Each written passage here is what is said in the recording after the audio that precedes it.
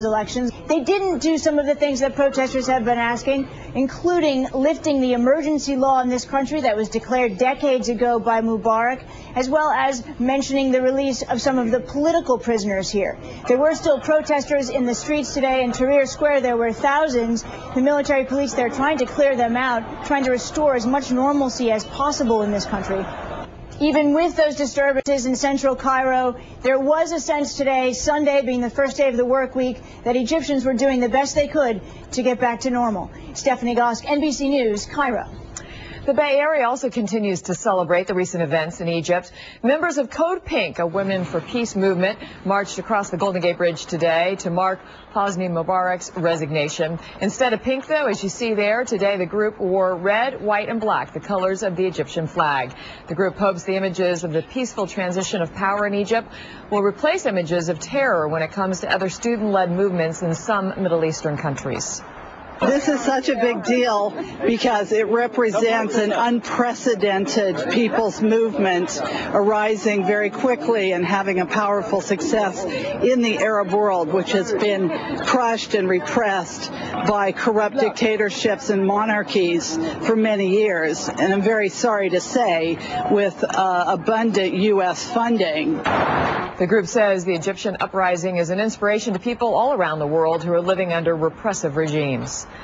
Also in San Francisco, there's a growing concern about homeless in a part of town that has been immune to the issue for years, the Ferry Building. Some people say the issue started to come to light after the city shut down the Trans Bay Terminal. NBC Bay Area's Monty Francis joins us from the Ferry Building with the very latest for us. Monty?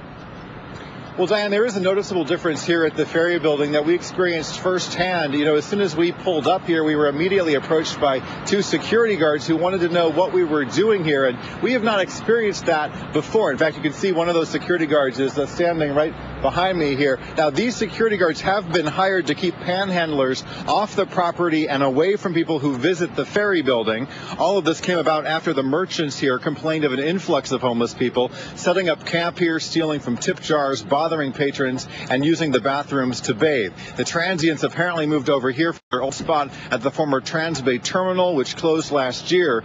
At night, the management here has also been setting up barricades to prevent people from sleeping on benches near the Ferry Building. And as you can imagine, all of this is stirring the debate over exactly how to deal with the city's homeless population, and there is a wide range of opinion on that. People need a place to stay. People, you know, I mean, where do they go if they're turned away from here? Where do they go? It may cost the city a lot of money to do it, but I think it's good from the tourist aspect. From my perspective, I'm used to seeing panhandlers and people bumming around. Sometimes they can be a very bad nuisance and a threat. Security guards here are also apparently undergoing sensitivity training to help them know when and how to offer services to the homeless people that they interact with. And by the way, the Ferry Building is owned by the Port of San Francisco, run by a 5-member commission appointed by the mayor.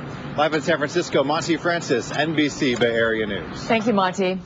Tomorrow, of course, is Valentine's Day, and hundreds of couples all around the Bay Area plan to spend at least part of it not really eating chocolates, but rather protesting for the right to celebrate their love through marriage. Supporters of same-sex marriage plan to gather on the steps of San Francisco City Hall at 11 o'clock tomorrow morning and then march inside to the clerk's office.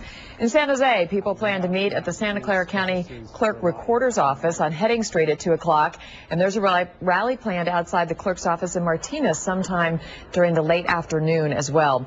The demonstrations come as the California Supreme Court is expected to weigh in on the Prop 8 appeal sometime this week. The battle over plastic bags in another Bay Area city is about to begin, this time in Daly City. Councilmember David Canepa is expected to introduce a plastic bag ban on major retailers in tomorrow's city council meeting. If the law is approved, Daly City will be the first city on the peninsula with such a ban, but winning approval may not be so easy. The Save the Plastic Ban Coalition is an association of plastic bag manufacturers and distributors, and that group is promising to sue Daly City if it acts without doing a full environmental impact study. The group has brought legal action against other cities and counties for the same reason.